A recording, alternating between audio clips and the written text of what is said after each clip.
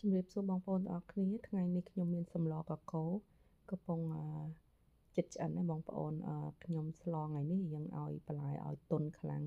ជាងរាល់ដងដោយសារខ្ញុំមានចាស់មកលេងណាចឹងខ្ញុំអត់ហ៊ានដាក់ជ្រប់ពេកហើយ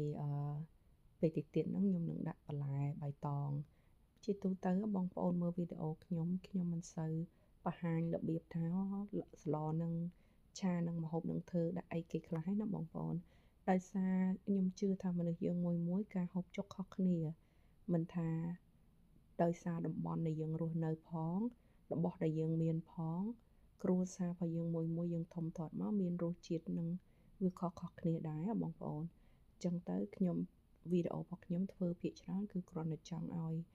មានជាគំនិតទៅសម្រាប់បងប្អូនខ្លះដែលគាត់ដូចថាអង្គុយគិតមើលតាំងថ្ងៃនឹងធ្វើអីម្ហូបអីគួរឲ្យចង់ញ៉ាំអីចឹងណាចឹងទៅខ្ញុំបង្ហាញវីដេអូម្ហូបគឺគ្រាន់តែឲ្យជាគំនិតថាថ្ងៃនេះខ្ញុំធ្វើម្ហូបនេះអញ្ចឹងអ្នកទាំងអស់គ្នាបើរកនឹកអីអត់ឃើញអាចធ្វើដូចខ្ញុំក៏បានព្រោះយើងស្រីពេលខ្លះពិបាកដែរបងប្អូនអត់ដឹងធ្វើម្ហូបអីអញ្ចឹងខ្ញុំអូសទូរស័ព្ទមើលគេធ្វើម្ហូបអីចឹងមើលអូខេមានគ្រឿងផ្សំគ្រប់អត់នៅផ្ទះអាចធ្វើបានអត់អញ្ចឹងក៏ធ្វើអានឹងទៅណាបងប្អូនហើយពិសេសគេយើងនៅអាមេរិករបស់របរវាពិបាករកដែរបងប្អូនអញ្ចឹង